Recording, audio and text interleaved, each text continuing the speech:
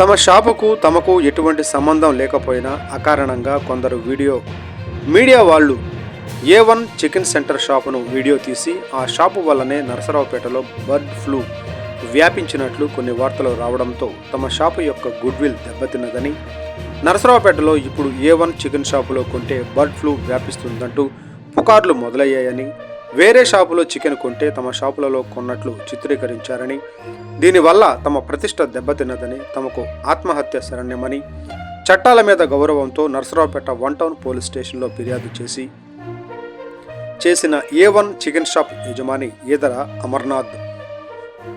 నా పేరు ఈదర అమర్నాథ్ అండి. మాది A1 చికెన్ షాపు. గత నెల 16వ తేదీన ఒక పాప చనిపోయిందని చెప్పేసి లైవ్లో న్యూస్ ఇచ్చారు.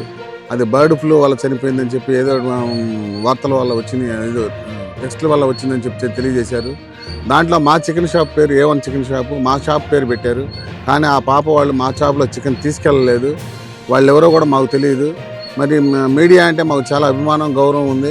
మరి ఎన్టీవీ వాళ్ళు, ఆర్టీఏ న్యూస్ వాళ్ళు మరి వాళ్ళు మా మీద ఎందుకు కక్ష కట్టారో, దాని వెనక ఎవరు ఏ ప్రోద్బలంతో మా మీద ఇచ్చేసారో అర్థం కావట్లేదు.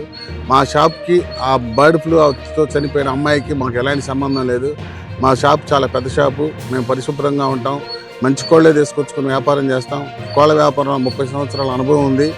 మా పట్టణంలో కానీ చుట్టూ మారుమూల ప్రాంతాల్లో కూడా A1 చికెన్ షాపు అంటే ఒక బ్రాండ్ అండి. ఈ బ్రాండ్ మీద అపనింద వేసి ముద్రేయాలని చెప్పేసి ఈ ఎన్టీవీ వాళ్ళు, ఆర్టీవీ వాళ్ళు వెనక వాళ్ళ ప్రోద్బలంతో వాళ్ళు మా మీద ఈ బురద జల్లారు. మా చికెన్ షాపు, మా A1 చికెన్ షాప్ అంటే ఒక బ్రాండ్ అండి. ఈ బ్రాండ్ను తుడిపేయటం ఎన్టీవీ కానీ ఆర్టీవీ వాళ్ళకి ఎలాంటి హక్కు లేదు. కానీ ఈ సందర్భంగా మమ్మల్ని ఈ విధంగా చేసి ఫోటోలు తీసుకొని, ఆ ఫోటోలు ఎందుకు తీసుకున్నారో కూడా మాకు తెలియదు. ఫోటోలు తీసుకొని లైవ్లో వేసి A1 chicken shop bird flu అని చెప్పేసి ప్రచారం చేస్తున్నారు. దీనికి తగిన మూల్యం చెల్లించుకోవాల్సి ఉంటుంది ఎన్టీవీ వాళ్ళు, ఆర్టీవీ వాళ్ళు. మేము దీనివల్ల మా బంధువుల్లో కానీ కస్టమర్స్లో కానీ మాకు బాగా చెడ్డ పేరు వచ్చింది. వాళ్ళు మా ఫోన్ చేసి మాట్లాడుతుంటే మాకు ఆత్మహత్య చేసుకుందాం అన్నంత పరిస్థితి కలిగింది. అప్పుడు ఆ టైంలో మన 1 టౌన్ చరణ్ గారు, మీరు బాధపడొద్దు, తగిన పరిష్కారం దొరుకుతుంది, కంప్లైంట్ ఇవ్వండి అంటే మేము కంప్లైంట్ ఇచ్చాము. 1 టౌన్లో కూడా మీడియా సోదరుల్లో కూడా మాకు మంచి గౌరవ అభిప్రాయం ఉంది. మరి ఎన్టీవీ వాళ్ళు ఏం చేశారో, మరి ఎందుకు మా మీద ఇంత కక్ష కట్టారో కూడా తెలీదు. మరి అలాగే ఆ పాప, చనిపోయిన పాప వాళ్ళ నాన్న ఫోన్లో మాతో మాట్లాడాడు. ఏం జరిగింది, ఎలా జరిగింది అనేది ఆయన మాట్లాడాడు.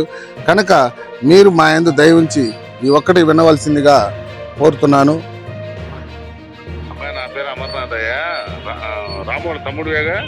అవునండి. ఇదే అమ్మాయి, ఇది చికెన్ ఉంది కదా, అమ్మాయి చికెన్ చనిపోయిందని చెప్పేసి వార్తలు వస్తున్నాయి కదా. ఆ చికెన్ ఎక్కడ తీసుకొచ్చారు? పాలకేంద్రం దగ్గర. పాలకేంద్రం దగ్గర అంటే ఏ షాప్ అది? ఎంటర్ అయ్యేటప్పుడు రైట్ సైడ్. మరి A1 చికెన్ షాప్ అని చూపిస్తున్నారు ఈ ఫోటో. అదే మాకు తెలియదు. A1 చికెన్ షాప్ లో తేలేదుగా మీరు? పాలకేంద్రం కాడ తీసుకొచ్చింది. పాలకేంద్రం ఊరెళ్ళి ఏమంటగా? నేను నిద్రగానే వచ్చామండి. సరే రేపే ఊళ్ళోకి వచ్చినప్పుడు ఒకసారి ఆ పిల్ల వాళ్ళ ఫాదరు మాట్లాడిన మాటలు మీరంతా విన్నారు. మరి ఎన్టీవీ వాళ్ళు, ఆర్టీవీ వాళ్ళు మా మీద ఎందుకు ఈ కక్ష కట్టారో ఇది మాత్రం మాకు తేలాలి. మరి వీళ్ళ వెనక ఎవరి మాటలు నమ్మి మా షాప్ మీద దాడి చేస్తున్నారో మాకు అర్థం కావట్లేదు. ఇది కనుక తేలకపోతే మా కుటుంబం ఆత్మహత్య శరణం అవుతుంది. కేవలం ఎన్టీవీ వాళ్ళు, ఆర్టీవీ వాళ్ళతోనే మాకు బాగా ఇబ్బందిగా ఉంది. వాళ్ళు ఎందుకు చేశారు ఇది తేలాలి.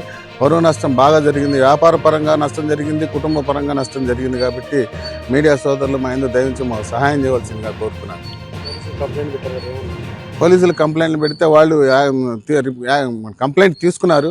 తర్వాత కోర్టుకు కూడా మీరు కోర్టుకు పెట్టండి, మేము కోర్టుకు కూడా సప్లై లెటర్ ఇస్తామన్నారు. కోర్టులో పరువు నష్ట దావా కింద మేము వెళ్తామండి. మాకు మీడియా సోదరులు అనుకూలించవలసిందిగా కోరుతున్నాం.